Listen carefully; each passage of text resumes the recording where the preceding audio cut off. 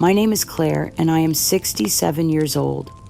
As a retired corporate ethics officer, I dedicated my entire career to upholding moral principles and ensuring transparency in business dealings. My late husband, Arthur, and I built our family manufacturing business from the ground up, instilling strong ethical foundations in every decision we made. I always believed our textile company would be passed down honorably through the generations, a testament to our shared principles and a living legacy for our beloved grandson, Logan. Then Arthur suddenly passed away last spring, and his will revealed a shocking truth. He had established a trust, leaving our company's 40% controlling stake worth over $20 million to Logan, who would inherit it all when he turned 18 in just 2 months.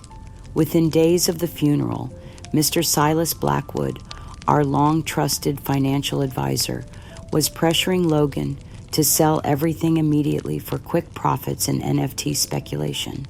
At a frantic family meeting, my children, Mark and Lisa, and I discovered the trust contained a fraudulent witness clause that made any legal challenge nearly impossible.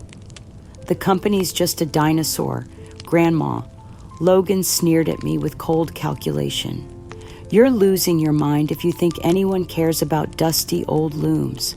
My life's work, our company's 70-year legacy, my family's very soul.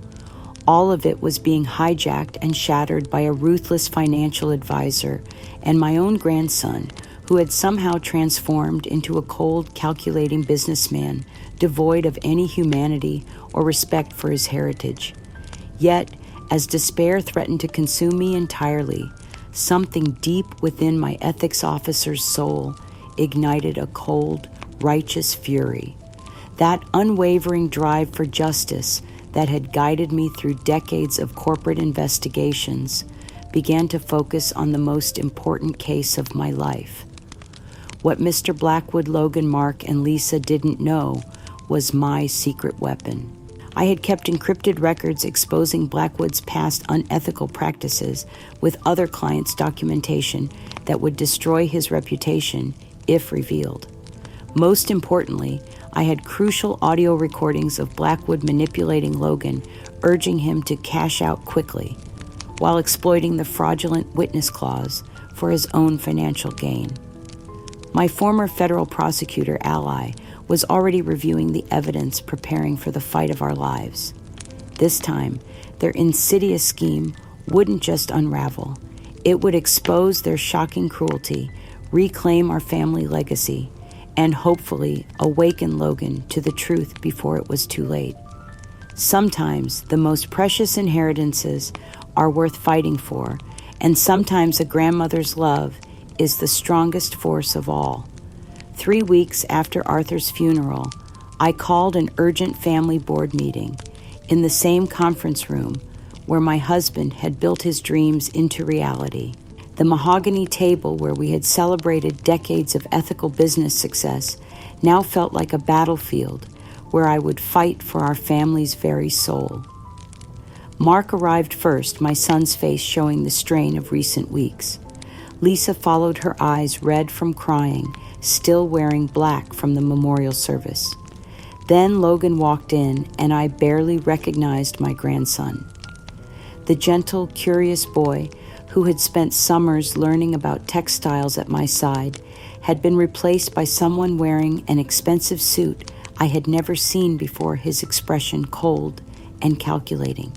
But the most chilling presence was Mr. Silas Blackwood, our family's financial advisor for over 15 years, who now carried himself like a predator who had cornered his prey. Claire, Blackwood began without even offering condolences. We need to discuss Logan's inheritance and the immediate opportunities available in the current market. I looked at this man who had sat at our dinner table, who had attended Logan's birthday parties, who had expressed such sympathy at Arthur's funeral, and saw a stranger whose practiced concern had been replaced by naked greed. "Silas," I said carefully, "Logan is still 17 years old. Surely any major financial decisions should wait until he's had time to grieve his grandfather and consider his options thoughtfully. Blackwood's smile was sharp as a blade. Actually, Claire, the market doesn't wait for sentiment. Logan has expressed interest in liquidating his textile shares to invest in NFTs and cryptocurrency. The potential returns are astronomical, but timing is critical. I felt the air leave my lungs. Liquidating Silas, this company, represents 70 years of Arthur's life work. It employs 300 families in our community. You can't be serious about selling everything for speculation. Logan finally spoke, and his voice carried a dismissive arrogance that broke my heart. Grandma, you're so old-fashioned. NFTs are the future. The company's just a dead asset sitting there, a dinosaur in the making. It's time to move into the modern world. Logan. I pleaded, searching his face for any trace of the boy I had raised. Your grandfather built this business with his hands and his heart. This isn't just about money. It's about family, about our employees, about our community. This company represents generations of honest labor and ethical commitment. My grandson's response was swift and brutal. Grandma, you're losing your mind if you think anyone cares about dusty old looms and ancient business models. This is the 21st century, not 1950. You're a liability hindering real progress. The casual cruelty of his words, the complete absence of any acknowledgement of his grandfather's legacy sent a chill through my soul. This wasn't the Logan I knew.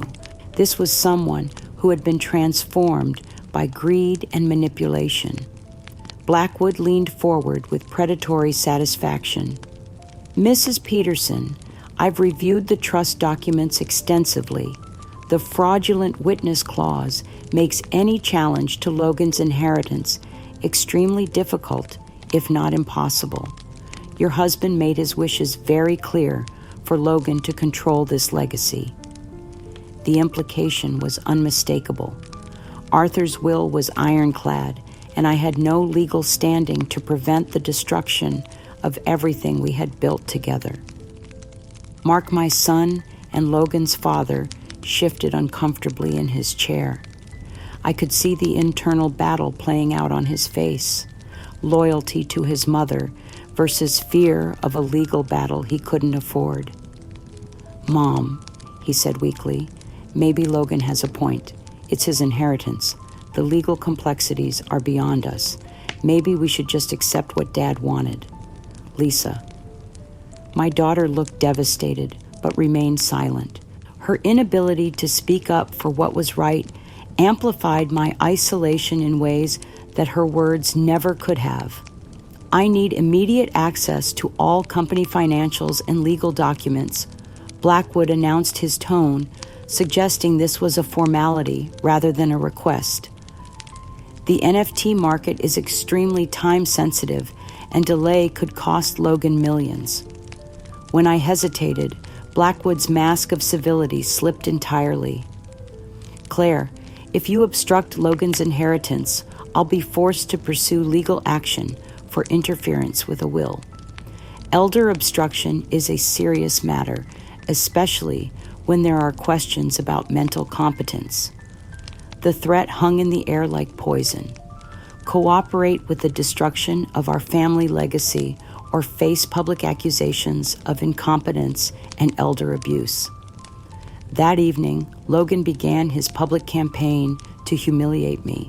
His social media posts were carefully crafted to paint me as an obstacle to his financial freedom and next-level wealth. Some people are so stuck in the past, they can't see the future. He posted beside a photo of himself in front of our textile mill. Generational wealth means adapting to generational opportunities.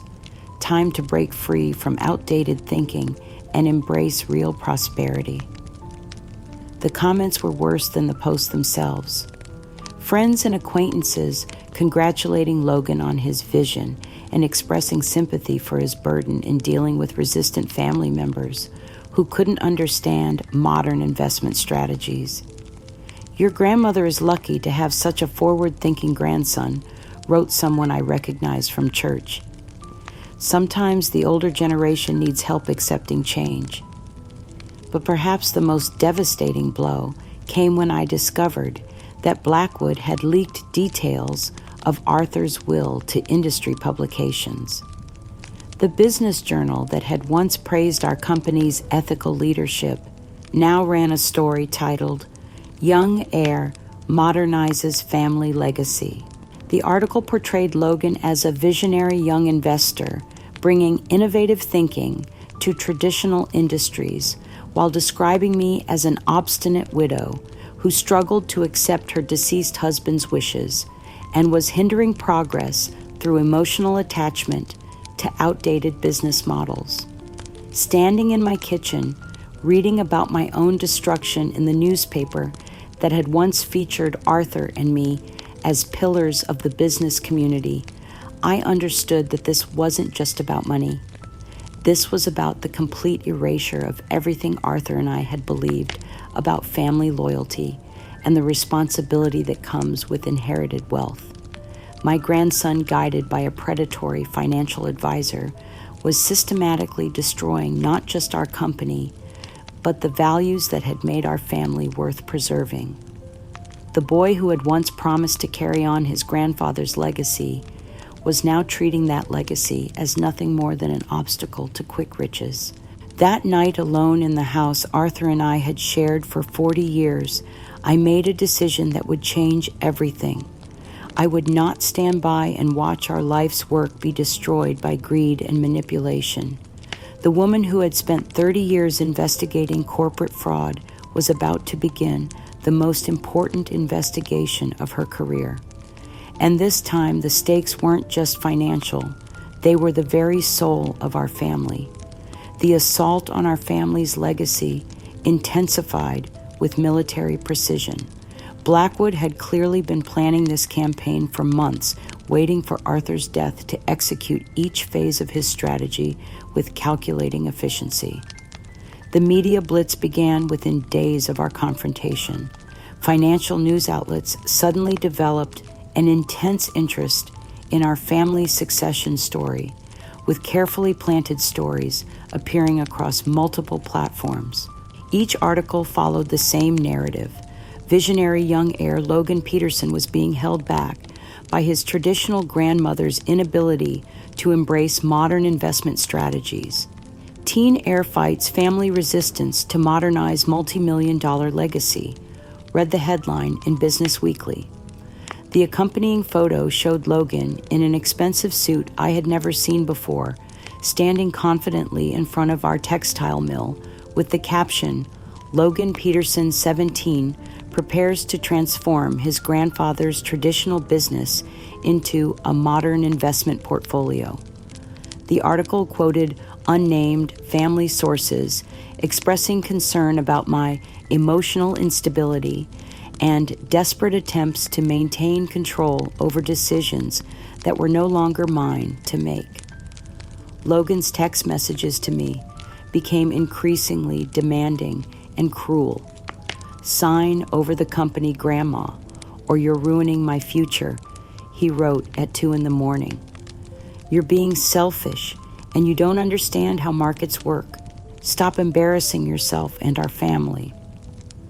The casual dismissal of my 40 years of business experience, the complete lack of respect for my intelligence or competence, felt like being slapped by someone I had loved unconditionally since birth.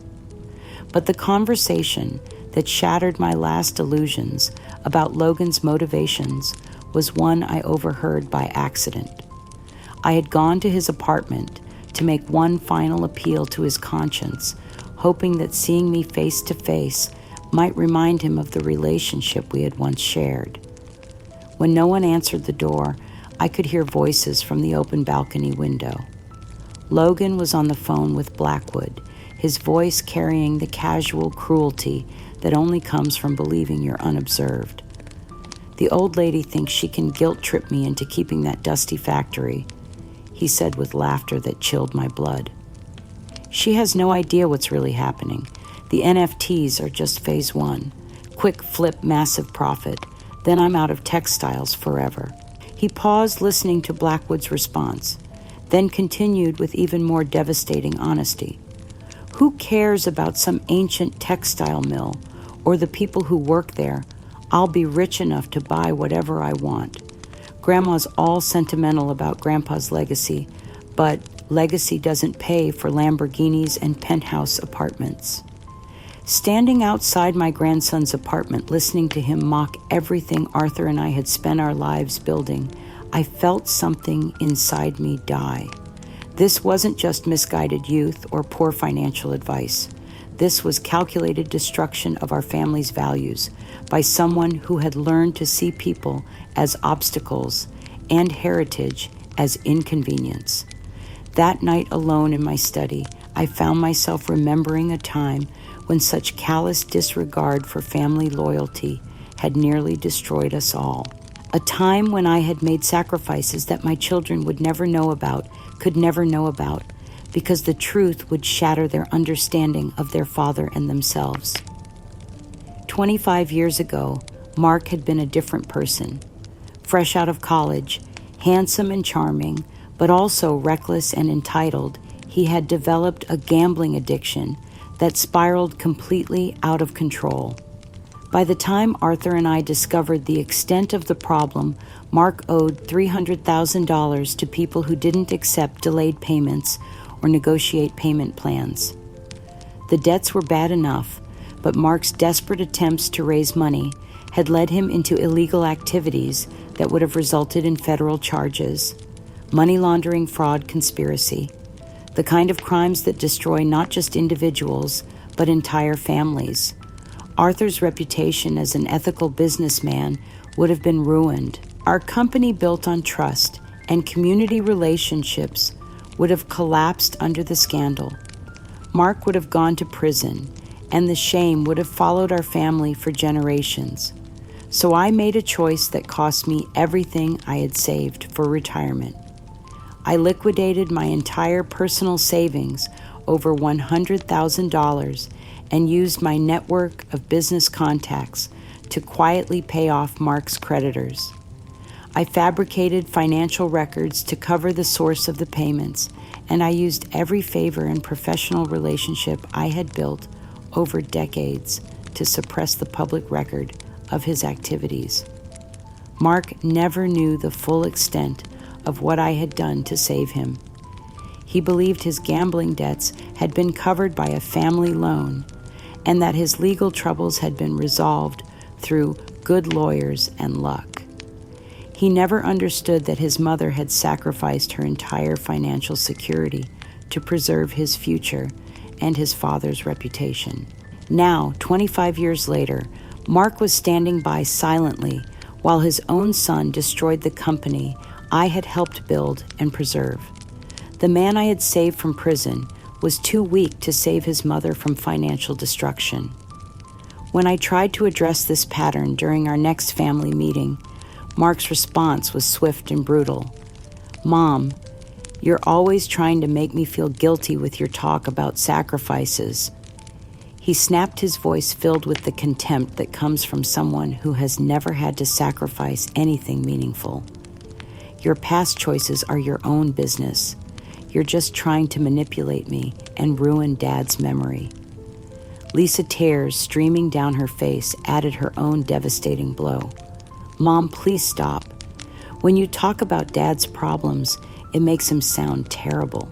You're destroying our family's perfect image. Can't you just let Logan have what Grandpa left him?" Logan, who had been listening to our exchange with obvious amusement, delivered the final insult with practiced cruelty. "Grandma's just playing the martyr," he said with dismissive laughter. "It's a classic manipulation tactic, totally out of touch with how normal families handle business decisions." The casual dismissal of my love, my sacrifices, my desperate attempts to preserve what remained of our family's integrity was perhaps more painful than any financial loss could have been. Blackwood's solution to our family crisis was presented the following week with the cold efficiency of a business merger. He arranged what he called a family resolution meeting at his luxury office, complete with legal documents already prepared for my signature. "Claire," he explained with practiced sympathy, "I've developed a proposal that will allow everyone to move forward with dignity. You sign this binding agreement, formally acknowledging Logan's sole ownership of the company shares and accepting a modest $50,000 settlement for your years of service." He slid the documents across his mahogany desk with the confidence of someone who had orchestrated many such family resolutions.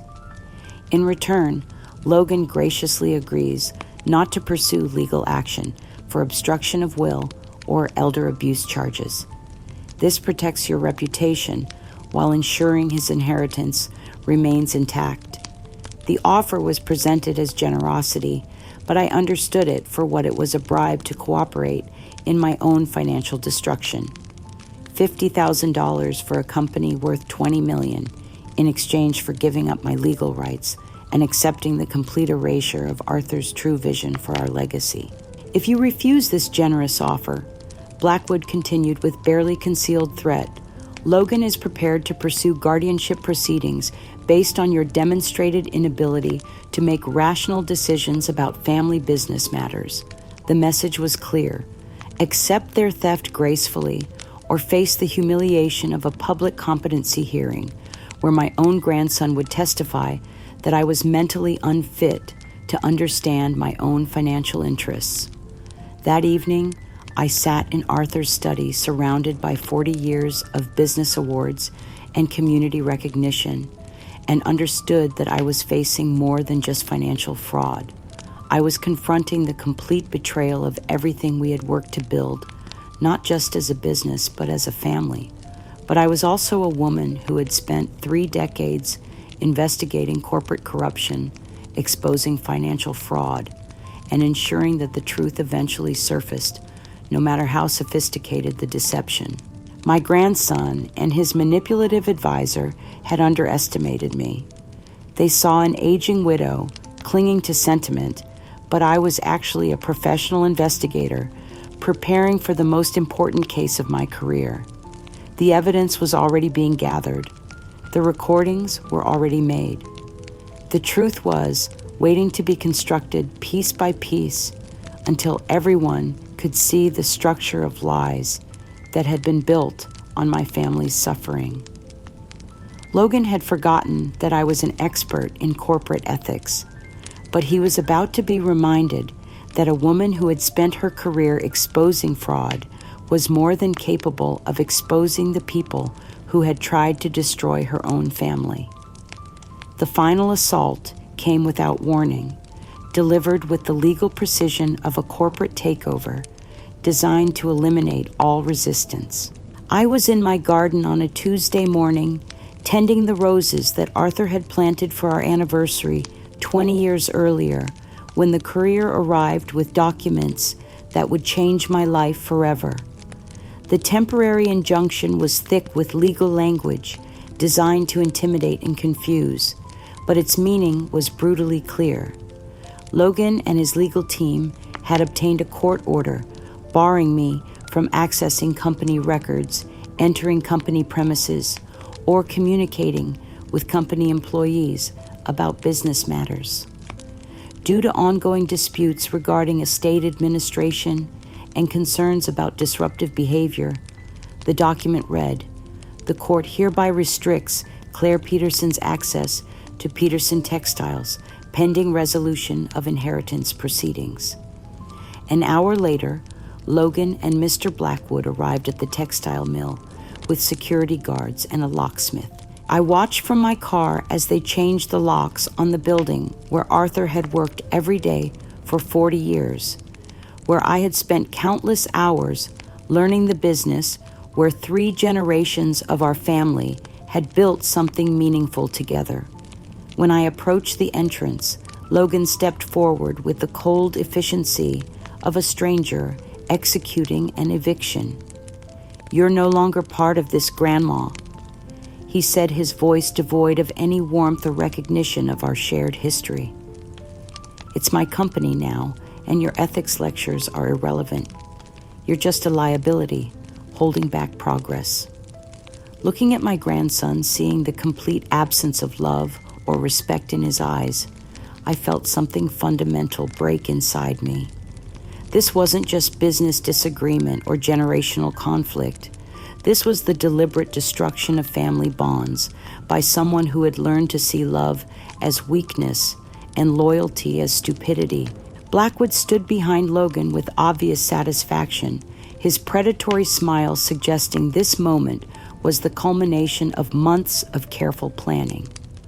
"Mrs. Peterson," he said with false sympathy, "I hope you understand that this is all necessary for Logan's financial future. Sometimes family members need protection from their own emotional attachments." That evening alone in the house that suddenly felt enormous and empty, I decided to make one final appeal to whatever remained of Logan's humanity. I spent hours creating a small photo album filled with pictures of him as a child, learning about textiles at his grandfather's side, playing in the factory break room during summer visits, proudly wearing a tiny hard hat while Arthur showed him how the looms worked. I wrote a letter to accompany the photos, pouring my heart onto paper in words that captured 40 years of love and hope for his future. "My dearest Logan," I wrote, "these pictures show the boy you used to be, the child who loved learning about our family's business and promised to carry on your grandfather's legacy. I know that boy is still inside you somewhere, and I'm praying he'll remember what really matters before it's too late." I left the album at his apartment door under cover of darkness, hoping that seeing those images might trigger some memory of the values Arthur and I had tried to instill in him. 3 days later, I discovered what had happened to my desperate gift. Blackwood's assistant had posted a photo on social media showing my carefully assembled album torn into pieces and thrown in a garbage can. "Cleaning out the clutter," the caption read with cruel satisfaction. Some people just can't let go of the past, moving forward to real money and real opportunities. Future is now. Old school out. The image showed my precious photographs scattered among coffee grounds and food scraps, Logan's childhood memories literally treated as garbage by the people who were profiting from his transformation. In that moment, staring at the destruction of irreplaceable family history, I understood that my grandson hadn't just been corrupted by greed. He had been systematically dehumanized, taught to see sentiment as weakness and family loyalty as an obstacle to personal advancement. Logan's text message arrived later that same day, delivered with the casual cruelty of someone ending an unwanted business relationship. "Consider this closed, Grandma," he wrote. "You lose, don't contact me again, ever. You're causing too much trouble and embarrassing yourself. Time to accept reality." Blackwood's campaign to destroy my reputation continued even after my expulsion from the company. He called local news outlets with carefully crafted concerns about my mental stability and obsessive need to control decisions that were no longer mine to make. "We're dealing with a tragic case of an elderly woman who can't accept that her role in the family business has ended," he told a reporter who called me for comment. "It's unfortunately common for aging family members to become possessive and irrational when faced with necessary changes. But the true depths of my pain weren't revealed until I found myself sitting in the office of my old friend Robert Martinez, the federal prosecutor who had worked with me on several corporate fraud cases over the years. "Claire," he said gently, "I can see this is destroying you, but I need to understand the full scope of what we're dealing with. Is there anything else about Arthur's condition or the creation of this trust that might be relevant? In that moment, facing the only person I trusted completely, I finally revealed the secret I had carried for the last 3 years of Arthur's life. The secret that made Logan's manipulation of the trust not just theft, but a desecration of everything I had sacrificed to protect. Arthur had been suffering from early-stage Alzheimer's disease during his final years. The diagnosis had been devastating, but Arthur's terror of losing his reputation and the company's stability had been even worse. He had begged me to help him hide the symptoms, to cover for his increasing moments of confusion, to ensure that no one would ever know about his declining mental state. So I became his silent protector, carefully managing every aspect of his business interactions to preserve the illusion of continued competency.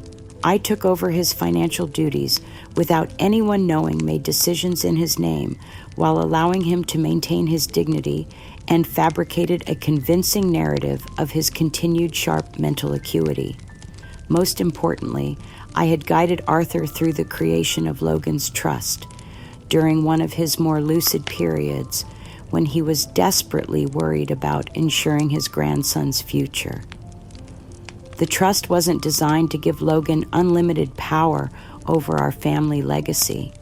It was created to ensure he would have the resources to continue the business ethically with proper guidance and gradual assumption of responsibility. Arthur intended that trust to protect Logan from making impulsive decisions. I told Robert through my tears. He wanted Logan to have security and opportunity, but always within the context of family values and business ethics. He never imagined it would be used to destroy everything we built together. The cosmic irony was overwhelming. I had spent 3 years protecting Arthur's reputation and ensuring our company's stability, carefully crafting a trust that was supposed to preserve our legacy, only to watch it be twisted into an instrument of destruction by the very person it was designed to benefit. Arthur made that trust under my hidden guidance. I continued my voice breaking with the weight of 30 years of secrets. Every provision was designed to honor his values while protecting Logan's future. Now Logan is using Arthur's love for him as a weapon to destroy everything Arthur held dear. Sitting in that office, confessing the truth I had guarded so carefully, I understood that my greatest act of love for my husband had become the foundation for my family's betrayal. By protecting Arthur's dignity and reputation, I had enabled the creation of a legal document that could now be used to justify the complete destruction of his life's work. But I also understood something else. The same skills that had allowed me to protect Arthur's secret, the same attention to detail that had made me successful as an ethics officer, the same careful documentation that had preserved our company's reputation. All of it had been preparing me for this moment. The evidence was there, waiting in encrypted files and audio recordings. The truth was ready to be revealed, not just about Blackwood's manipulation and Logan's greed, but about the real purpose of Arthur's trust and the values it was meant to preserve. The woman who had once hidden the truth to protect her family was about to reveal it to save what remained of our legacy. And this time, the foundation she built would be strong enough to support not just justice, but the possibility of redemption for a grandson who had lost his way.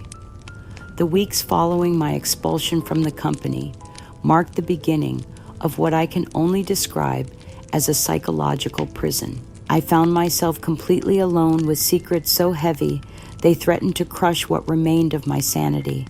The knowledge of Arthur's true condition, the protection I had provided him, the trust I had helped create, all of it now felt like a monstrous weight pressing down on my chest every waking moment. Sitting in my empty house, legally forbidden from entering the business Arthur and I had built together, I began to question everything. Had I really protected Arthur's dignity, or had I enabled the very destruction we now faced? Had my attempts to preserve his legacy actually been the foundation for its destruction? Was I the ethical officer I believed myself to be, or just another enabler who had confused love with deception? The isolation was suffocating. Every time the phone rang, I hoped it might be Mark or Lisa offering support, but increasingly the calls were cancellations.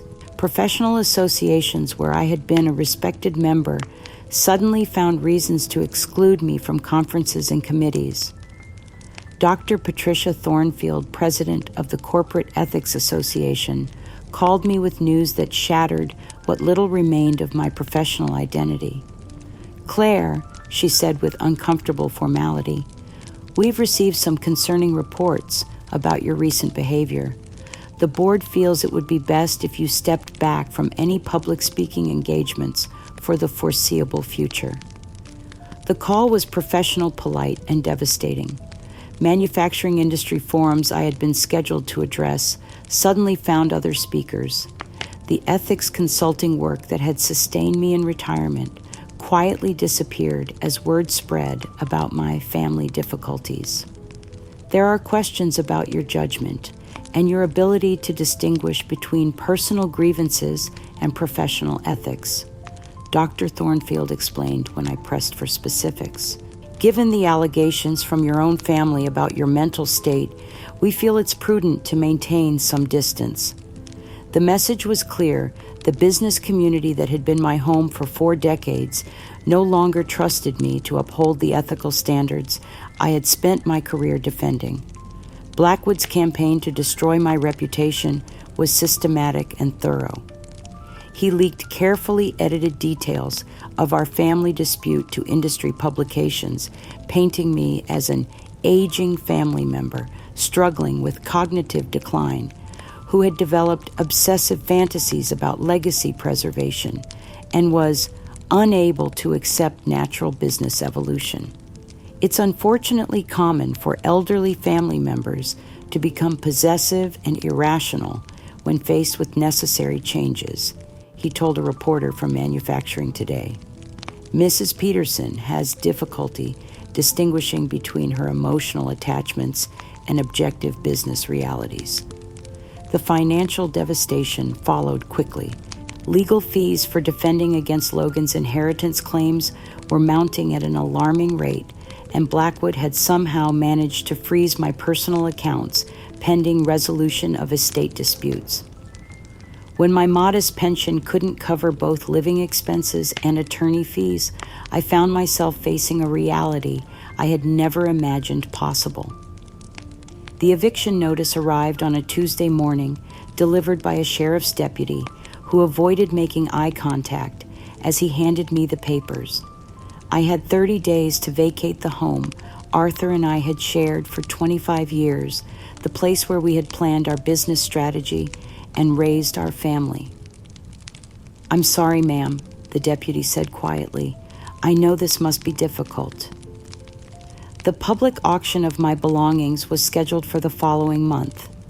Everything I had accumulated over a lifetime of work, my books, my furniture, my carefully preserved business awards and family photographs, all of it would be sold to the highest bidder to pay legal fees and court costs. Moving into Harbor Light Emergency Shelter was perhaps the most humiliating experience of my life. The facility was clean and well managed, but it was impossible to ignore what it represented. I had gone from being a respected business leader to being a homeless woman sleeping on a cot in a room shared with 6 strangers. "First time?" asked Maria, a woman about my age who occupied the cot next to mine. "It gets easier, but it never stops feeling like a nightmare." But the cruelest blow was yet to come. 2 months after my eviction, Logan held a lavish launch event for his NFT project, a spectacle that was covered by business media as a success story about young entrepreneurship and innovation. I watched the live stream from a computer at the public library, my heart breaking with every moment.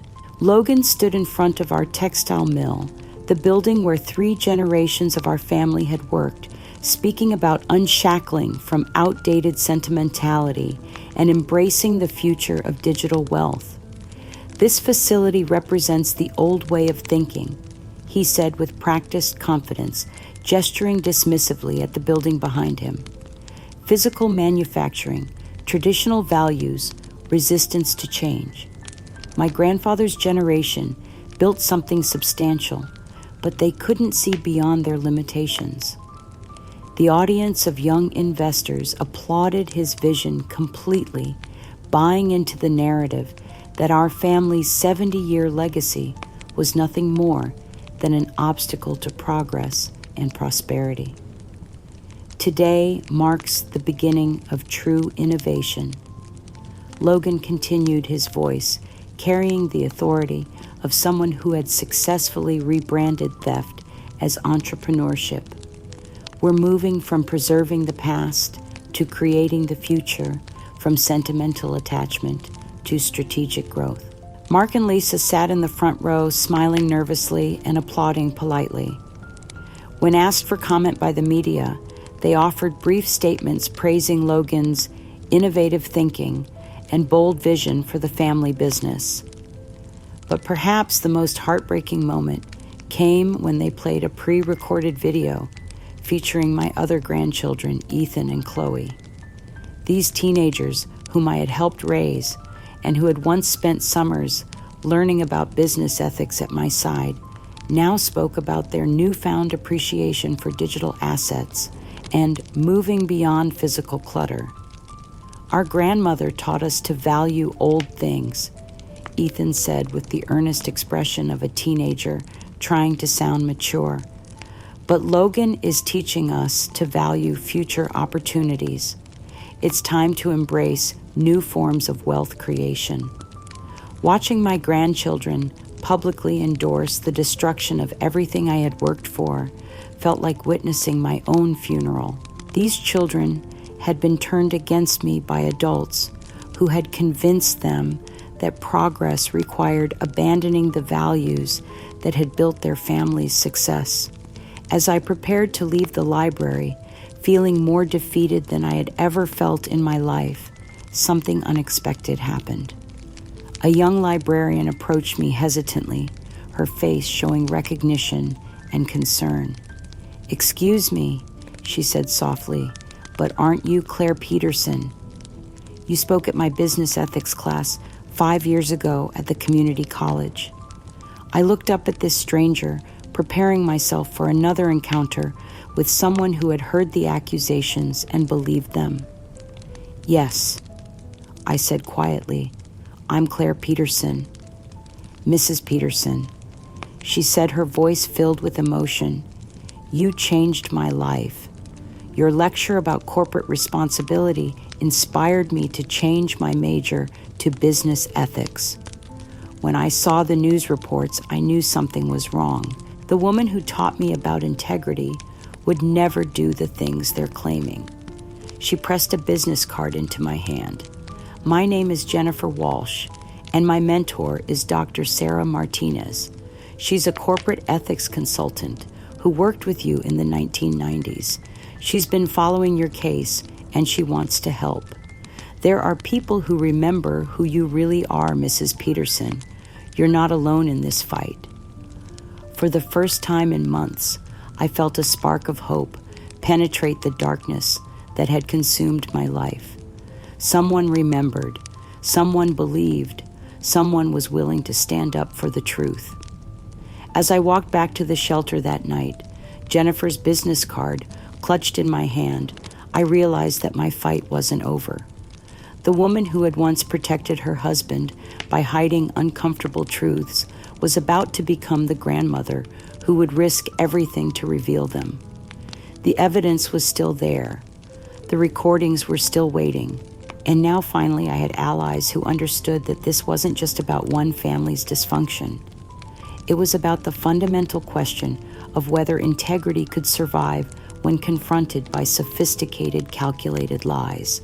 6 months after my fall into homelessness, I discovered that Logan had transformed my professional destruction into his opportunity for public acclaim. While I was struggling to survive in a homeless shelter, he was building a career as a visionary young leader in digital innovation. The Future of Textiles and Digital Innovation Summit was announced with great fanfare across business publications and social media networks. Logan Peterson, as he now styled himself professionally, was listed as the keynote speaker, described as a revolutionary young entrepreneur transforming traditional manufacturing through strategic digital asset integration. I learned about the summit from Dr. Sarah Martinez, the ethics consultant Jennifer had connected me with. Sarah had remained one of my few loyal allies, and she visited me at the shelter with news that filled me with dread. "Claire," she said gently, "I thought you should know about this conference. Logan is positioning himself as an expert in business innovation, and he's using your family's company as his primary case study." The promotional materials Sarah showed me were masterpieces of subtle character assassination. Logan's biographical description mentioned his innovative approach to modernizing legacy assets and his expertise in overcoming resistance to necessary business evolution. The conference promised to teach business leaders how to maximize asset value while navigating family dynamics and embrace digital transformation despite traditional stakeholder opposition. My life's work was being used as an example of what not to do in modern business. The day of the conference, I managed to access the live stream from a computer at the public library. What I witnessed was a systematic dismantling of everything I had believed about ethical business practices and family responsibility. Logan took the stage wearing an expensive designer suit, carrying himself with the confidence of someone who had found his true calling. He spoke about the necessity of breaking free from outdated business models and the courage required to unshackle family enterprises from sentimental limitations. My family's textile company represented classic legacy thinking, he said with practiced authority. Decades of my grandmother's leadership had created a culture of risk aversion, tradition worship, and resistance to innovation that was literally strangling our growth potential. The audience of young entrepreneurs and venture capitalists hung on every word.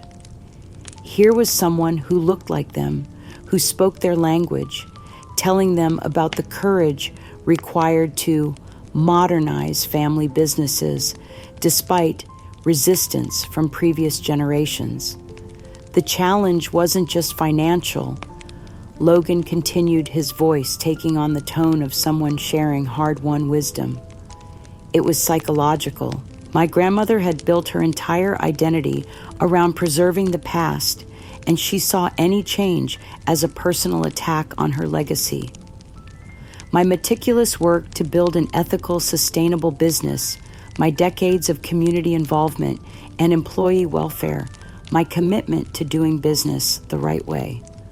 All of it was being portrayed as emotional attachment that prevented real success. Blackwood's presentation was even more devastating because it was delivered with the authority of a seasoned financial advisor who claimed to understand the psychological dynamics of family wealth transfer.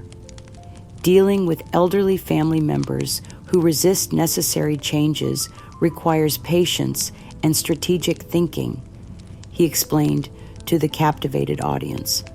They often become emotionally dependent on outdated business models that no longer serve anyone's interests.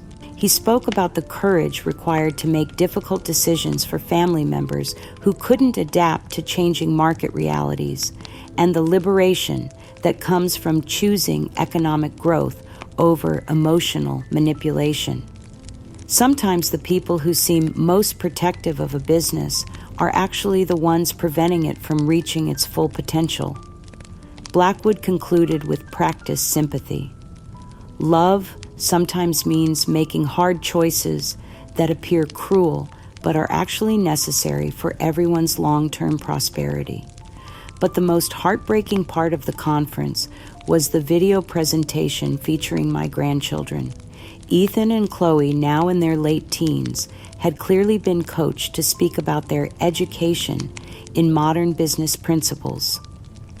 I used to think preserving family traditions was important because my grandmother said they had historical value. Ethan said, with the earnest expression of a young man trying to sound sophisticated. But Logan taught me that efficiency and growth potential are more important than sentimental attachment to old ways of doing business. The audience murmured their approval, seeing teenagers who had been educated about practical priorities rather than emotional attachments to family history. Chloe's contribution was a side-by-side comparison that made my heart break completely. My granddaughter stood beside a display showing our old company mission statement next to Logan's new Vision for Digital Asset Optimization. Our old mission was all about employee welfare and community responsibility, she explained with enthusiasm that felt like knife wounds. But Logan's approach focuses on shareholder value and market disruption. It's so much more dynamic and results-oriented. My careful attention to ethical business practices, the values Arthur and I had spent decades instilling in our company culture, my belief that business success should benefit communities rather than exploit them. All of it was being mocked as outdated sentimentality by my own granddaughter. Mark and Lisa sat prominently in the front row throughout the presentations, their presence lending family credibility to Logan's narrative. When invited to comment during the question and answer session, they offered carefully prepared statements that further validated his approach. "We're incredibly proud of Logan's vision and courage," Mark said with obvious nervousness. "It takes real leadership to make difficult decisions about family business direction. Sometimes the older generation needs help accepting that change is necessary for survival." Lisa's comment was even more painful because it seemed more genuine. "Logan has helped us understand that holding onto traditional methods can actually harm the people we're trying to protect," she said with apparent conviction. "Employee loyalty and community responsibility are important, but they can't come at the expense of business viability." Watching this presentation from a computer in the public library, I felt my last reserves of emotional strength crumble. My children weren't just passively accepting Logan's destruction of our family legacy. They were actively endorsing it, publicly validating his characterization of me as an obstacle to progress and prosperity. A panel discussion followed the presentations featuring several experts in family business succession and digital transformation. They analyzed Logan's case as a textbook example of successful modernization and praised his courage in prioritizing economic reality over family sentiment. This case illustrates the importance of recognizing when family loyalty becomes counterproductive, said Dr. Rebecca Coleman, a business psychologist. Elderly family members, particularly those with strong emotional attachments to traditional methods, can become significant obstacles to necessary business evolution. The woman was literally describing my profession as a liability, suggesting that business leaders should be suspicious of family members who prioritized ethics and community responsibility over maximum profit generation. As the conference concluded with a standing ovation for Logan's inspiring transformation story, I closed the laptop and sat in the empty library, feeling as though I had witnessed my own professional funeral. Everything I had been, everything I had worked for, everything I had believed about the purpose of business leadership, it had all been perverted into evidence of mental decline and economic irresponsibility. But as I prepared to leave feeling more defeated than I had thought possible, something unexpected happened. An elderly man approached me hesitantly, his face showing a mixture of recognition and outrage. "Mrs. Peterson," he said quietly, "I'm Frank Morrison. I was the floor manager at your textile plant for 30 years. I've been watching that conference, and I need you to know something. It's all lies, every word of it." Frank sat down beside me, his weathered hands showing the evidence of decades of honest work.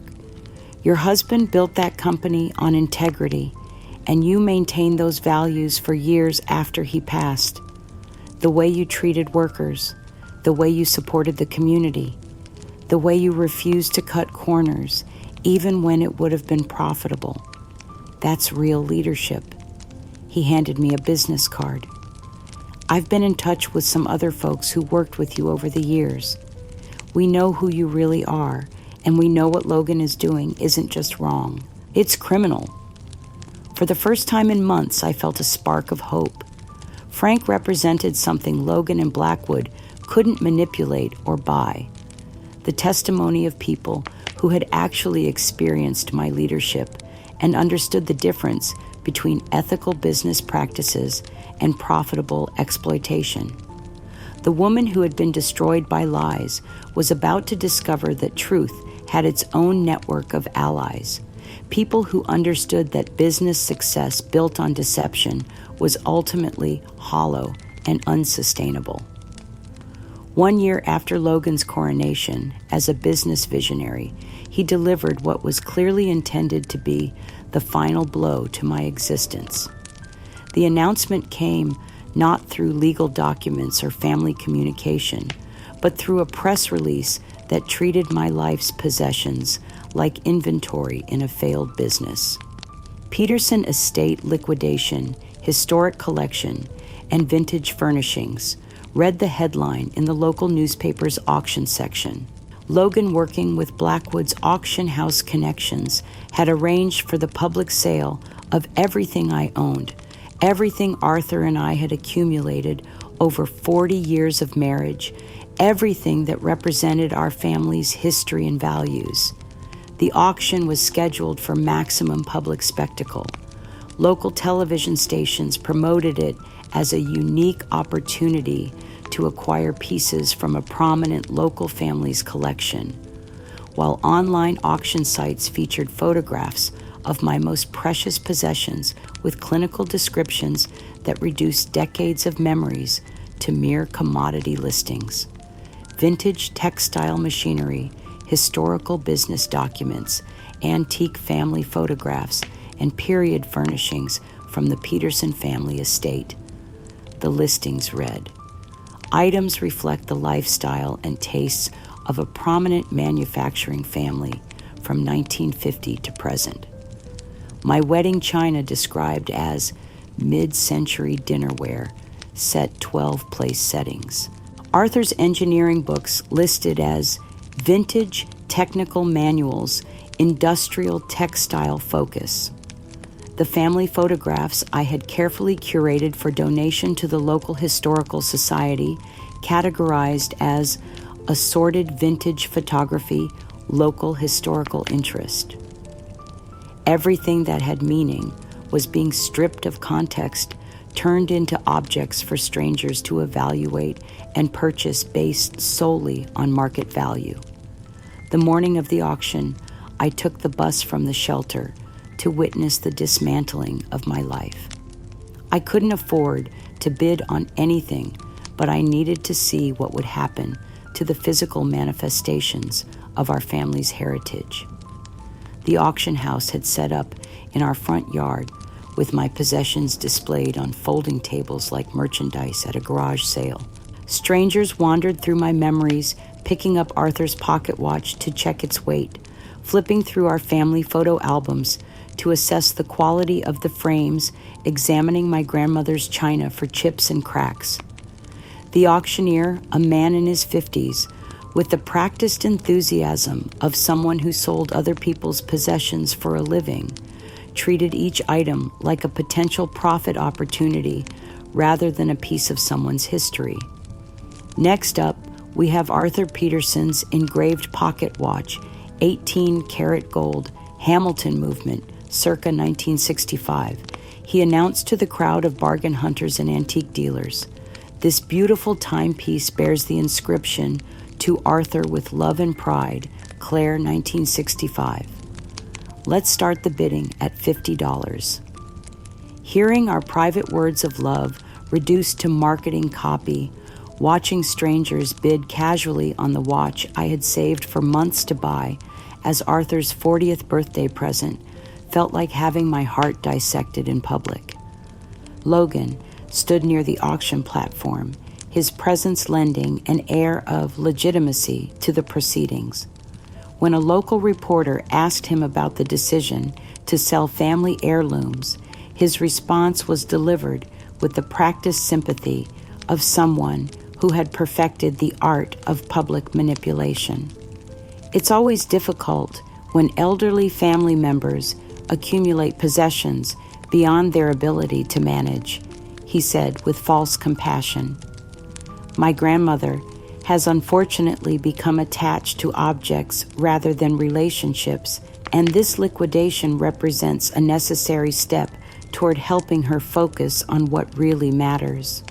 Blackwood stood beside him, nodding sympathetically as Logan continued his performance. The family legacy isn't contained in material objects, Logan explained to the camera. It's preserved through the values and opportunities we create for future generations. This auction allows us to transform sentimental clutter into productive capital that can actually benefit the community. The crowd murmured their approval, seeing a responsible young man making difficult decisions about an elderly relative who couldn't distinguish between valuable items and worthless accumulation. But the most devastating moment came when they auctioned Arthur's collection of rare textile samples pieces he had gathered over decades to illustrate the evolution of manufacturing techniques. The collection represented not just business history, but Arthur's passion for his craft and his dedication to preserving knowledge for future generations. Lot 47 Vintage Textile Sample Collection, approximately 200 pieces, various periods and techniques, the auctioneer announced. Educational interest, suitable for museum or private collection. Bidding starts at $25. $25 for a collection Arthur had spent 30 years assembling samples that represented the entire history of American textile manufacturing. The winning bidder, a young woman who planned to use them for craft projects, paid $65 for knowledge that was irreplaceable. Mark and Lisa were notably absent from the auction, but they had posted on social media about being too busy with family obligations to attend. Their studied indifference to the destruction of our family's heritage was perhaps more painful than Logan's active cruelty, because it represented a choice to ignore rather than to fight. Using money from the auction and his inheritance, Blackwood arranged for a massive custom-built NFT display to be installed in the lobby of Logan's new investment firm. The digital art installation, worth over $200,000, was publicly dedicated to Logan Peterson, visionary leader in digital asset management and family wealth optimization. Local business media covered the dedication ceremony as a success story about innovative wealth management and forward-thinking family leadership. Logan posed beside the installation, smiling confidently, while Blackwood spoke about their partnership in transforming traditional assets into modern opportunities. This display represents the future of wealth creation, Blackwood announced to the gathered crowd of investors and media representatives. Logan Peterson has shown the courage to embrace digital innovation while leaving behind the limitations of previous generations. The photographs published in business journals showed Logan standing triumphantly in front of an installation purchased with money stolen from my life's work, while articles praised his vision and leadership in modernizing family wealth. The stress of watching my complete annihilation while struggling with homelessness and poverty finally broke my body as thoroughly as it had broken my spirit. The heart attack struck while I was sorting through donated clothes. At the shelter, the chest pain so severe that I collapsed on the concrete floor. "Ma'am, can you hear me?" the paramedic asked as I drifted in and out of consciousness in the ambulance. "You're having a massive cardiac event. We're taking you to the emergency room." In the intensive care unit hovering between life and death, my mind began to retrieve fragments of memories I had tried to forget. Arthur's confusion during his final months, the way he had trusted me to guide him through decisions he couldn't fully understand, the love that had motivated me to protect his dignity, even when it meant sacrificing my own truth. I remembered the afternoon he had insisted on creating Logan's trust, his lucid moments filled with desperate worry about ensuring his grandson's future. "Promise me, Claire," he had whispered. "Promise me you'll make sure Logan understands what we built and why it matters." In my semi-conscious state, I understood that Arthur's trust hadn't been designed to give Logan unlimited power over our legacy. It had been created to ensure he would have the resources and guidance to continue our family's commitment to ethical business practices and community responsibility. The realization that I had helped create the very document being used to destroy everything Arthur valued gave me something I hadn't felt in over a year, a fury so pure and focused that it cut through the fog of illness and despair. As the machines monitored my failing heart, I made a promise to Arthur's memory and to the woman I had once been. If I survived this, I would not let Logan and Blackwood continue to profit from their perversion of our family's legacy. The evidence was still there, waiting in secure digital files. The truth was still waiting to be revealed. And somewhere in the depths of my professional experience was the knowledge I needed to expose what they had done to me, and to the memory of the man who had built everything they were now destroying. I survived the heart attack, though the doctors said it was touch and go for 5 days. When I finally opened my eyes in the cardiac intensive care unit, the first face I saw was Dr. Sarah Martinez, the ethics consultant who had become my strongest advocate. "Claire," she whispered, tears streaming down her face, "we thought we were going to lose you. Frank Morrison and I have been working around the clock with a legal team. We're going to fight this. We're going to get justice." As I slowly recovered, the memories that had surfaced during my near-death experience crystallized into a clear understanding of what I needed to do. This wasn't just about proving my competence or reclaiming my property. It was about honoring Arthur's true vision for our family's legacy and exposing the systematic fraud that had perverted his final wishes. From my hospital bed, with Sarah's help, I recorded what I intended to be my final attempt to reach my children's conscience. My voice was weak, my appearance gaunt from months of stress and poverty, but my mind was clearer than it had been in over a year. "Mark, Lisa," I said, looking directly into the camera Sarah held, "I need you to see what has happened to our family. I have recordings of Logan and Blackwood discussing their manipulation of your father's trust. I have evidence that they planned this theft from the moment Arthur died. I paused, gathering strength for the most difficult part of my message. But more than that, I need you to remember your father as he really was in his final years. Arthur wasn't the sharp businessman everyone believed him to be. He was suffering from early Alzheimer's, and I protected him by covering his symptoms and guiding his decisions. My voice broke as I spoke about the secret I had guarded so carefully. That trust wasn't designed to give Logan unlimited power over our legacy.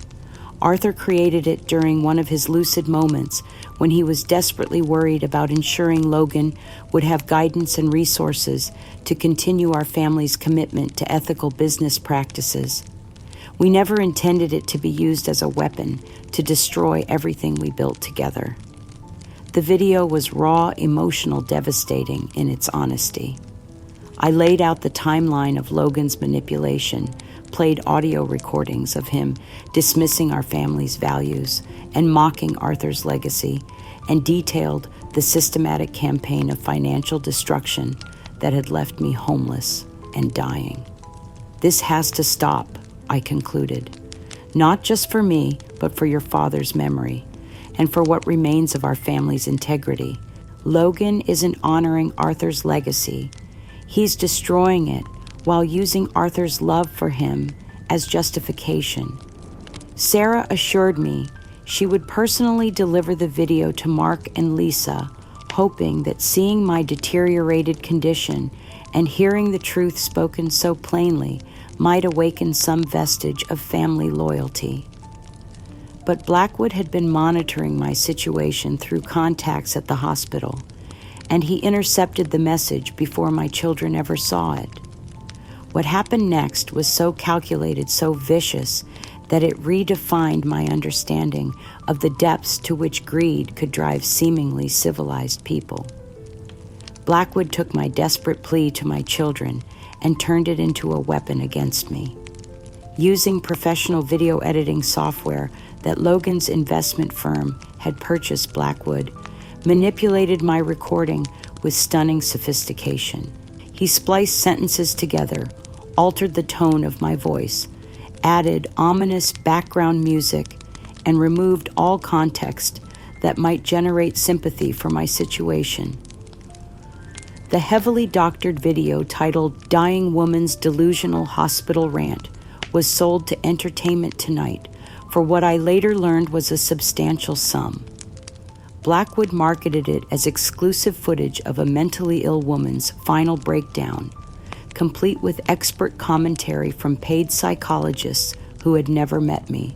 The national news segment aired on a Thursday evening, reaching millions of viewers. The anchor introduced it with practiced concern. Tonight, a disturbing look at how dementia can transform a grandmother into a source of fear for her own family. This exclusive footage shows the final deterioration of 67-year-old Claire Peterson, whose paranoid accusations have torn apart a successful business family. They played my manipulated words over images of Logan and Blackwood looking devastated, their faces masks of fake concern and manufactured grief. My desperate plea for my children to remember Arthur's true values was twisted into evidence of my complete disconnection from reality.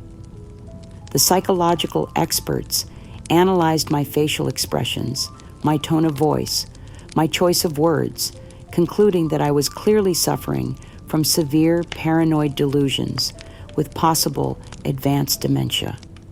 They praised my family's patience and strength in dealing with such a challenging and potentially dangerous situation.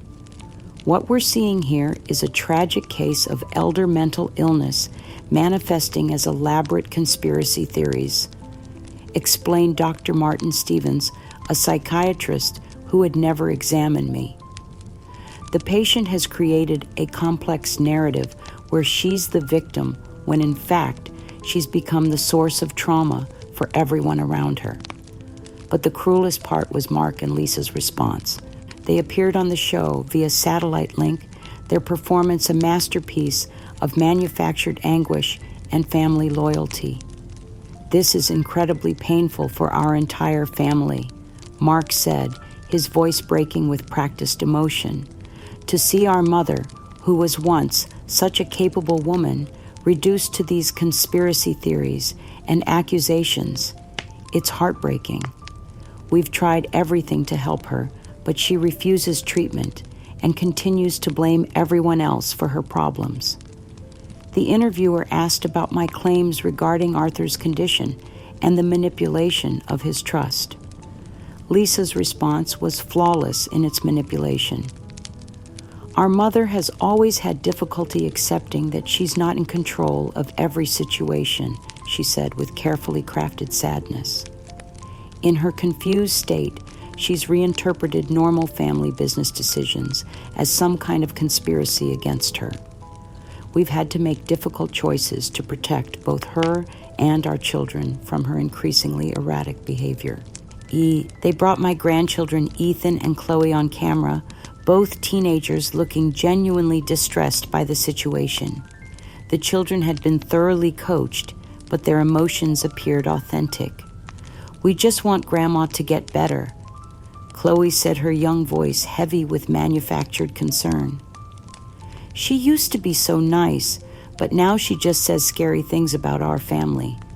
We wish she could be normal again, so we could have a relationship with her." The performance was devastating. Mark and Lisa came across as devoted children, struggling with their mother's tragic decline, while I appeared to be exactly what they claimed, a delusional old woman whose paranoid fantasies were traumatizing innocent family members. Blackwood appeared briefly in the segment, offering subtle support for their narrative. "Mrs. Peterson's family has shown incredible patience and compassion," he said with feigned admiration. "It's not easy when someone you care about becomes a source of fear rather than comfort. They're handling this situation with remarkable grace."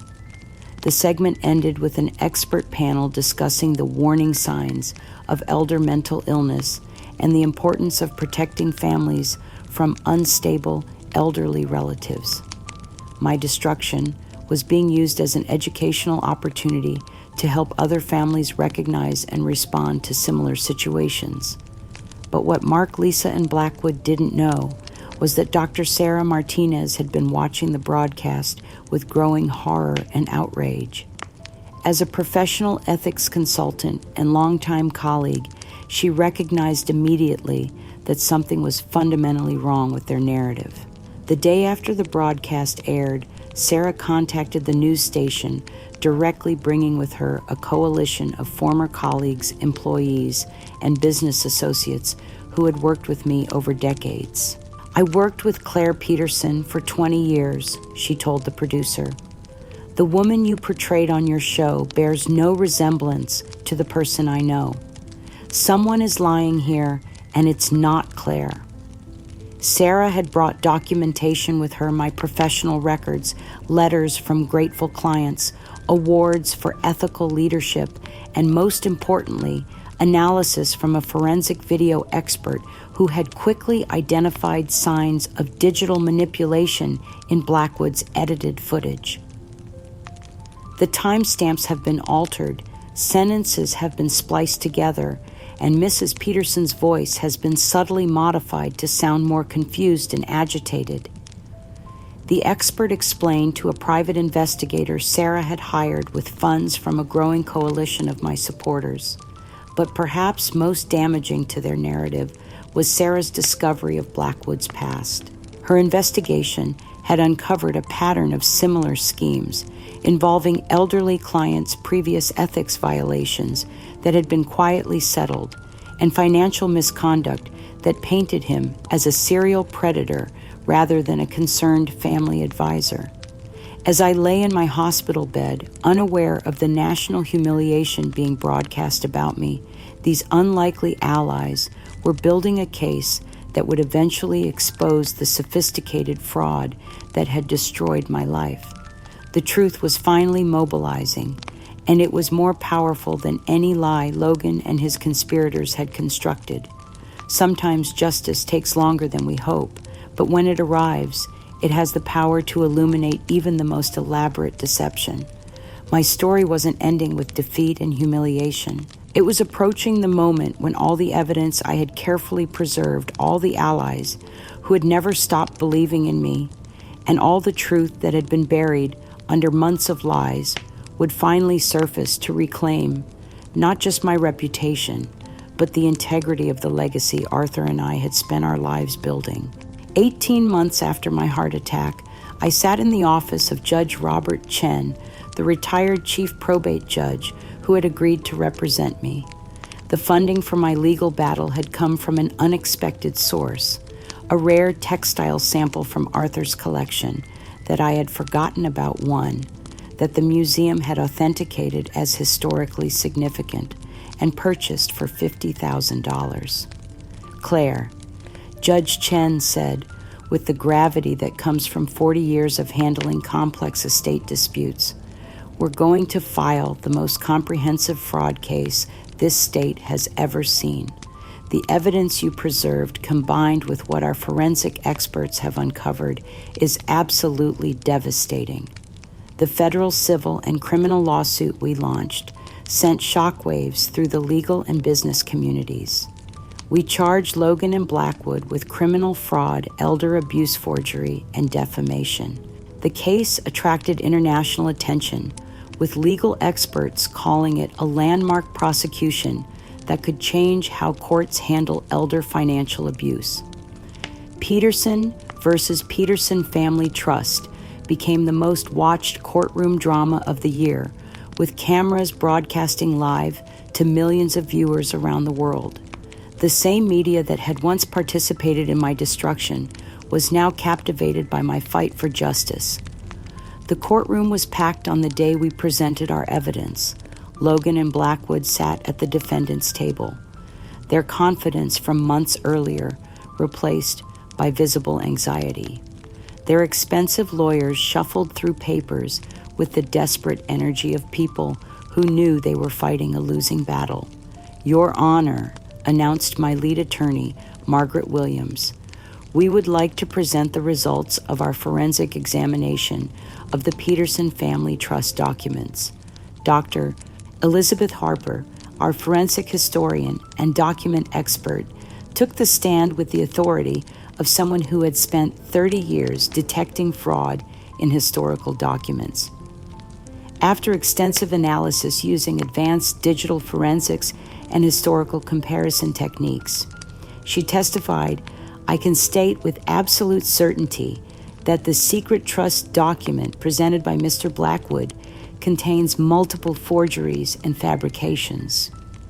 The large screen in the courtroom displayed side-by-side comparisons of Arthur's genuine signature from business documents I had preserved and the signature on the contested trust. The differences were stark and undeniable to anyone with forensic training. Most significantly, Dr. Harper continued, the fraudulent witness clause was added to the document after the original signing, using different ink and showing clear signs of digital manipulation. This clause was never part of Mr. Peterson's original intent. But the most damning evidence came when Margaret played the unedited audio recordings I had made in my home office. The courtroom fell silent as Logan's voice filled the space, his words carrying the arrogance and callousness that had destroyed our family. "The old lady thinks she can guilt-trip me into keeping that dusty factory," Logan's recorded voice said with chilling clarity. "She has no idea what real money looks like. 20 million in NFTs will set me up for life, and I can dump that textile dinosaur and never look back." The gasps from the courtroom gallery were audible. Here was my grandson, in his own words, admitting that his inheritance was never about honoring Arthur's legacy, but about converting family history into personal wealth. The recording continued, with Blackwood's voice providing the financial strategy. "The beauty of this plan is that once the trust transfers control, the old woman has no legal standing to challenge your decisions. Will liquidate the textile shares, immediately invest in cryptocurrency and NFTs for maximum short-term returns, and by the time anyone realizes what happened, you'll be financially independent. What about the employees? Logan could be heard asking. The company's been around for 70 years. Blackwood's response revealed the true depths of their callousness. That's not your problem. Your grandfather's sentimental attachment to keeping people employed was holding back real profitability. Modern wealth management means maximizing returns, not subsidizing charity cases. The jury members visibly recoiled as they heard Logan laugh in agreement. You're right. Grandma always talked about responsibility to the community, but that's just old-fashioned thinking. Time to focus on what really matters. Making serious money. When Blackwood was called to testify, the sophisticated financial advisor who had orchestrated my destruction crumbled immediately under questioning. Mr. Blackwood, Margaret asked, do you recognize your voice on these recordings discussing the fraudulent modification of Arthur Peterson's trust? Blackwood stared at the speakers as they replayed his own words, admitting to the conspiracy. The weight of his exposure seemed to crush him physically, and he began to hyperventilate as the full scope of his public humiliation became clear. That's taken out of context, he stammered, but his voice carried no conviction. Mr. Blackwood, you stated on this recording that the old woman has no legal standing after the fraudulent trust transfer. Are you now claiming this statement was taken out of context? The composure that had served Blackwood so well in manipulating elderly clients completely abandoned him. He broke down into incoherent sobbing, his carefully constructed professional facade crumbling as he faced the consequences of his predatory behavior. I never meant for it to go this far.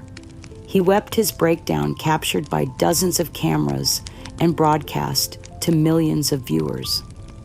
When Logan was called to testify, I watched my grandson approach the witness stand with a mixture of sorrow and anticipation. For months, he had been the confident destroyer of our family legacy. Now faced with irrefutable evidence of his own callousness, he looked like what he had always been underneath the manipulation, a young man who had lost his way.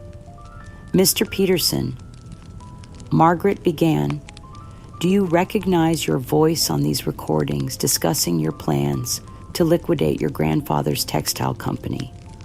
Logan listened to his own words, dismissing 70 years of family history as dusty factory, worth only its liquidation value. The color drained from his face as he heard himself laughing about abandoning the employees who had trusted our family for generations. I was different then, he whispered, his voice barely audible. I didn't understand what I was saying. Mr. Peterson, you stated that your grandmother's commitment to community responsibility was old-fashioned thinking and that you wanted to focus on making serious money. Do you still believe this? The weight of his public exposure, the recognition of how his words had devastated not just me, but everyone who had believed in our family's integrity, overwhelmed Logan completely. He began to sob uncontrollably, his image as a visionary young entrepreneur shattered by the reality of his own greed and callousness. I'm sorry, he cried, looking directly at me for the first time in over a year. Grandma, I'm so sorry. I didn't know. I didn't understand what I was destroying. Mark and Lisa, who had been sitting in the gallery throughout the trial, watched their son's breakdown with tears streaming down their faces. When our eyes met across the courtroom, I saw something I hadn't seen in years: genuine remorse, devastating guilt, and a recognition of how their passivity had enabled this destruction. Lisa mouthed the words, "I'm sorry," while Mark buried his face in his hands, finally understanding the magnitude of what they had allowed to happen to their mother. The trial lasted 3 weeks, but the outcome was never really in doubt. The evidence was too overwhelming, the recordings too damning, the fraud too comprehensive. As I sat listening to the testimonies, watching the video evidence, seeing the financial records, I felt a complex mixture of emotions. There was vindication, certainly, relief that the truth was finally being told. But there was also profound sadness for what we had all lost in this terrible journey. Logan wasn't evil.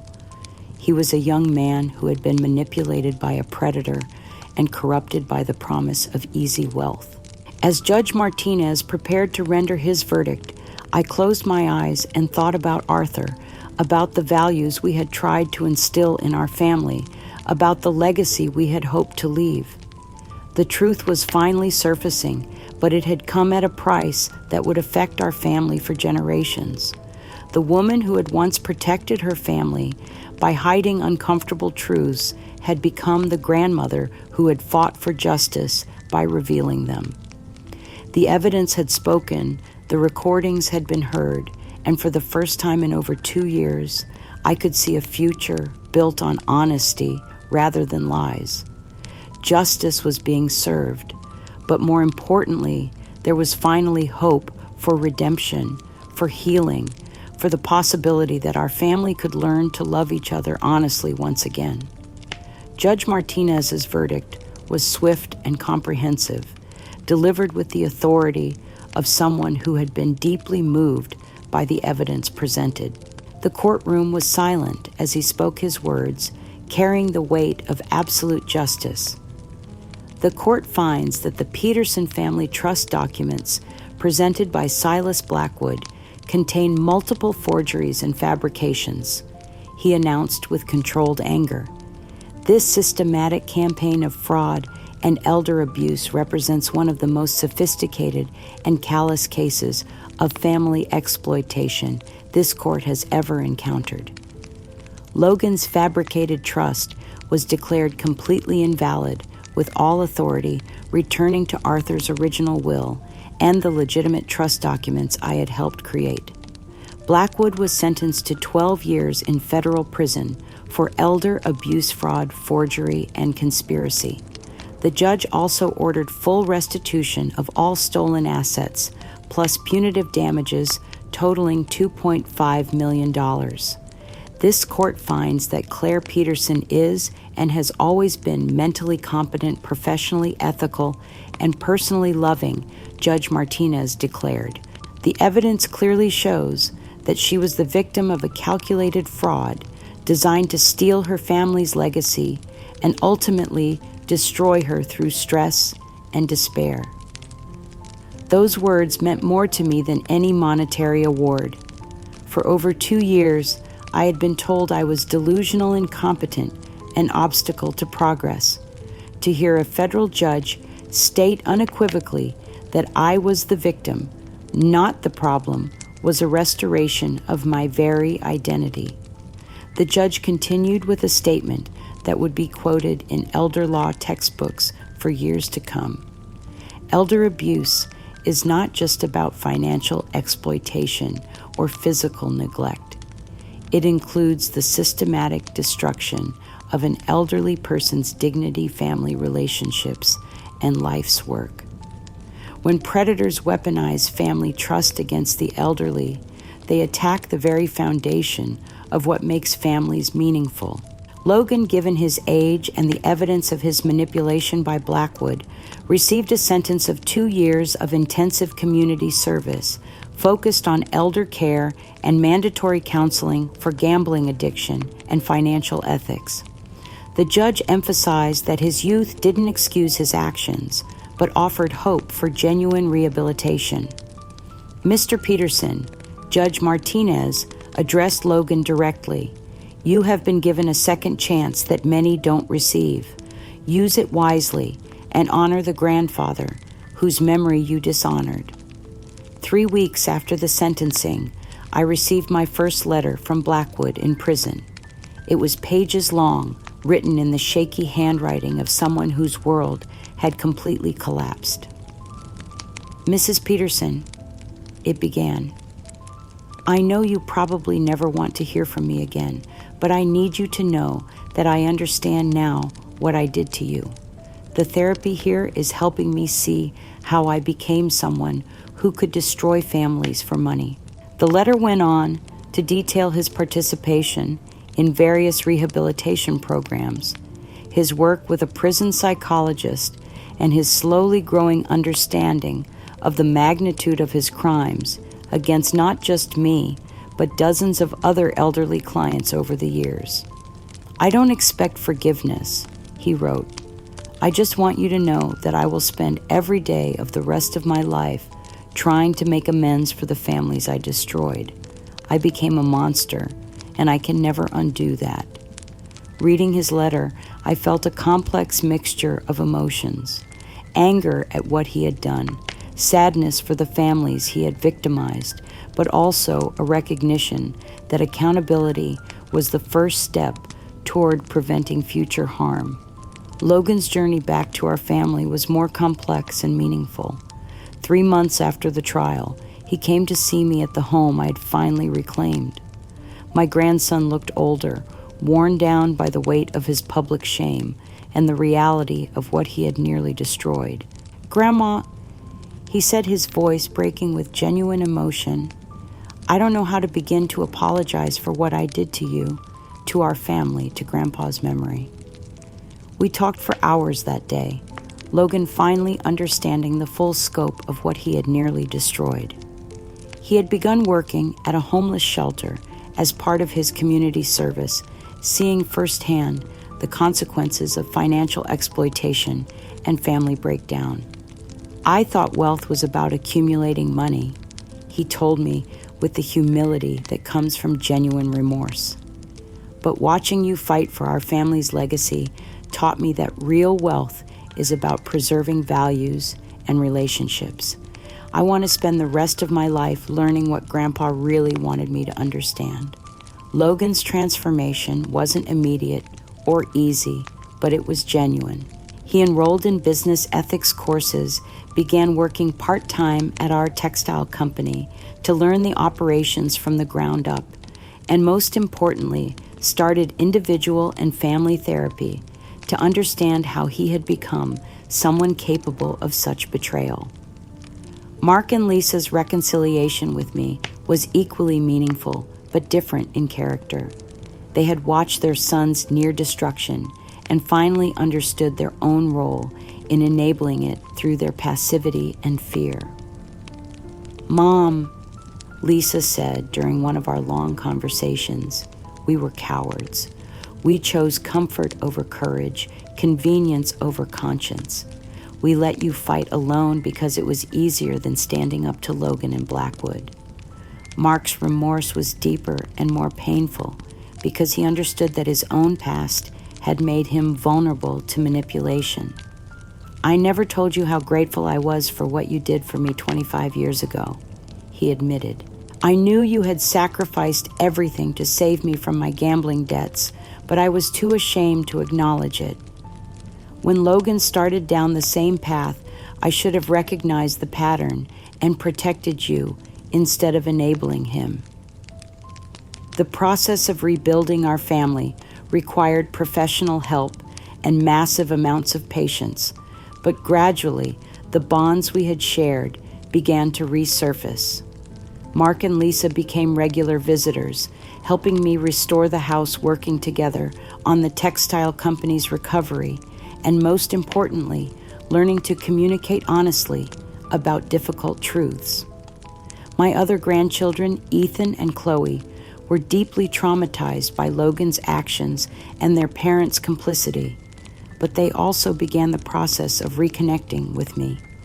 Both teenagers started therapy to process the manipulation they had experienced and to understand how they could rebuild trust with their grandmother. "We believed the lies about you because we trusted the adults who told them," Chloe explained during one of our sessions. "But now, We want to learn who you really are and what our family actually stands for. The textile company's recovery became a family project that brought us together in ways I had never expected.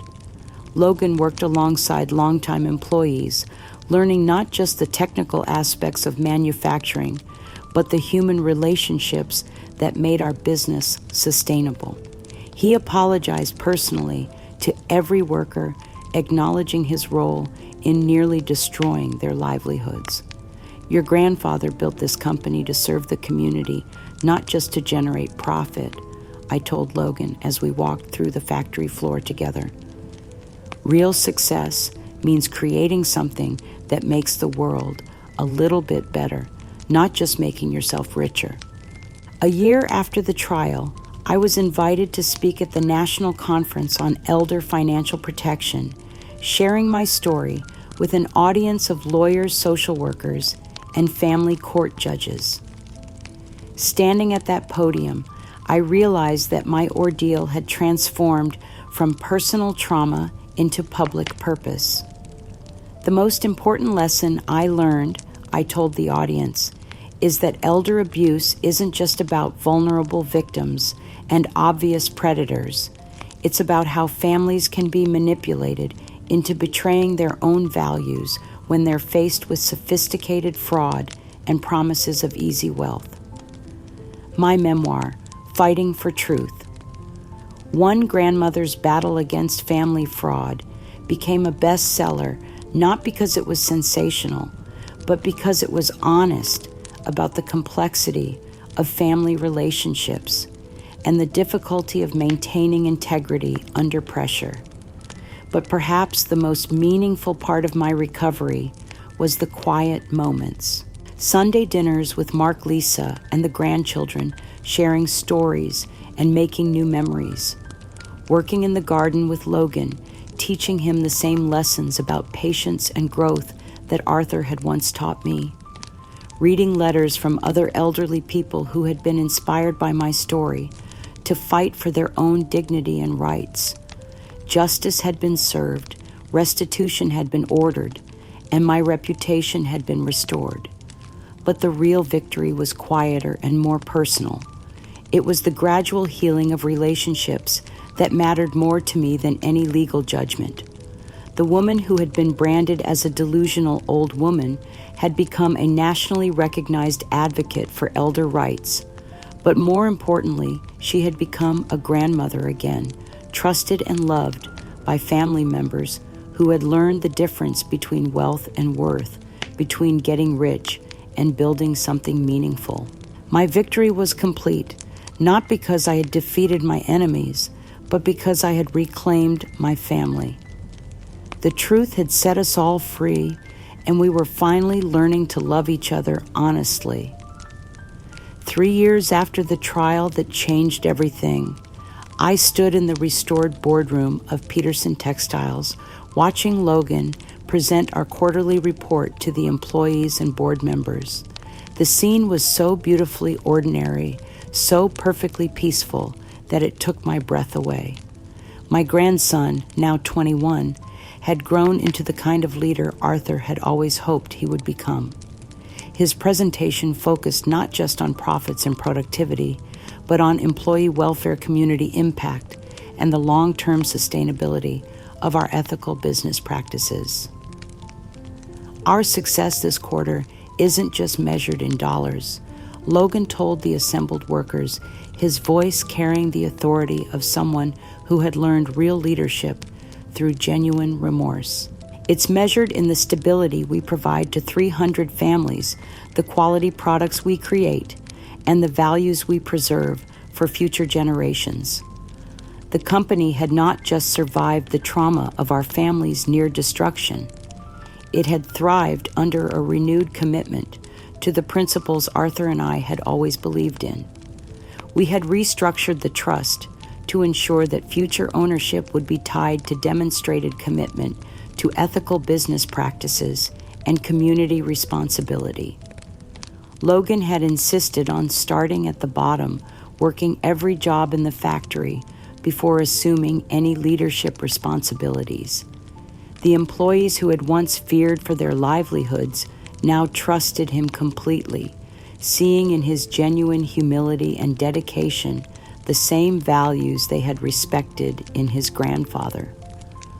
Mrs. Peterson said Maria Santos, our floor supervisor for 20 years, "Logan reminds me so much of Mr. Arthur when he was young. He listens to everyone, respects the work, and understands that a business is only as good as the people who make it run." My role had evolved from CEO to mentor and advisor, helping Logan navigate complex decisions while ensuring that our family's commitment to ethical business practices remained central to everything we did. I had also resumed my work with the local historical society, now serving as president, and using my experience to help preserve not just buildings and artifacts, but the stories of families and businesses that had shaped our community. Logan's transformation was perhaps the most remarkable aspect of our family's healing. He had dedicated himself not just to learning about business operations, but to understanding the ethical foundations that made sustainable success possible. He regularly attended addiction counseling meetings, not because he was required to, but because he understood that the mindset that had led him to gamble with our family legacy needed constant vigilance. "Grandma," he told me during one of our weekly mentoring sessions, "I thought wealth was about accumulating assets and maximizing short-term returns. But you taught me that real wealth is about building something that outlasts you, something that makes the community stronger rather than extracting value from it." Our relationship had evolved into something deeper and more authentic than what we had shared before the crisis. Logan now understood that privilege came with responsibility, that inheritance was not just about receiving wealth, but about preserving values, and that true success was measured by the positive impact you had on other people's lives. Mark and Lisa had also grown through our family's ordeal. Mark had left his corporate job to become our company's director of community relations, using his experience with financial recovery to help other families avoid the pitfalls that had nearly destroyed us. Lisa had returned to teaching, but now specialized in business ethics, education, helping young people understand that career success and moral integrity weren't opposing forces. I spent too many years thinking that success meant avoiding difficult conversations and keeping everyone comfortable. Lisa reflected during one of our family dinners, "But watching you fight for our family's integrity taught me that real love sometimes requires courage to confront uncomfortable truths." Our other grandchildren, Ethan and Chloe, had recovered from their manipulation and were now among my strongest advocates. Ethan, now 19, was studying social work with a focus on elder advocacy, inspired by my story, to help other elderly people find their voices and protect their rights. "I want to make sure that other families don't go through what we did," he explained when announcing his career choice. "Grandma showed me that elderly people aren't just recipients of care. They're often the wisest and strongest members of the family." Chloe, 17, and preparing for college, had decided to study business ethics with plans to eventually join our family company. "I want to help Logan carry on what you and great-grandpa built," she told me with the passion that only young idealists possess. "I want to prove that businesses can be profitable and ethical at the same time." The speaking engagements that had become a regular part of my life took me across the country, sharing my story with audiences of business leaders, family counselors, and legal professionals. Standing in front of these groups, I found a purpose that went far beyond my personal vindication. The most important lesson I learned, I would tell these audiences, is that family wealth isn't just about money. It's about values, relationships, and the responsibility to use resources for the benefit of others. when we forget that we lose more than our assets. We lose our souls. My memoir had become required reading in several business ethics programs, not because my story was unique, but because it illustrated how sophisticated fraud could destroy families and how determination and truth could ultimately prevail. The book's success had allowed me to establish the Arthur Peterson Foundation for Family Business Ethics, providing resources for other families facing similar challenges. But perhaps the most meaningful part of my new life was the quiet moments. Sunday dinners with 3 generations of our family, sharing stories and planning our future together. Working in the garden with Logan, teaching him the same lessons about patience and growth that had sustained me through the darkest periods of our ordeal. Reading letters from other elderly people whose lives had been touched by my story. I had learned that strength isn't just about fighting back against cruelty, though that was important. Real strength is about rebuilding after the fight is over, about choosing forgiveness over bitterness, about transforming pain into purpose that benefits others. The woman who had been dismissed as a delusional old woman had become a nationally recognized advocate, a best-selling author, and a symbol of hope for elderly people everywhere. But more importantly, she had become someone who understood that survival isn't just about enduring. It's about using your experience to help others thrive. My victory was complete, not because I had defeated my enemies, but because I had reclaimed my family's legacy and used it to build something even stronger. Blackwood remained in prison, serving as a reminder that predators who exploit family trust will eventually face consequences. But Logan had become the grandson Arthur had always believed he could be, and our family had learned that love without honesty is just another form of manipulation. Standing in the textile mill that 3 generations of our family had built and preserved, watching Logan work alongside employees who trusted him to protect their livelihoods, I felt a peace that went deeper than vindication. This was what legacy truly meant, not just preserving wealth, but passing down the values that make wealth worth having. The future stretched ahead of us, full of possibility and purpose. Logan would eventually take full leadership of the company, but with the understanding that business success means serving others rather than exploiting them. Our family had learned to love each other honestly, with all our flaws and failures acknowledged and forgiven. For the first time in years, I looked forward to that future with genuine joy. Life, I had learned, was not about avoiding betrayal or hardship. It was about what you chose to build after the worst had already happened, and we had chosen to build something beautiful from the wreckage of what had been nearly destroyed. As I write these final words, 5 years have passed since that terrible day when I discovered my grandson had been manipulated into stealing our family's legacy, transforming him from a loving child into a weapon against everything Arthur and I had built together. Today, I sit in my restored study, surrounded by 3 generations of family members who understand the difference between wealth and worth, but everything has changed. My days now overflow with purpose and authentic joy.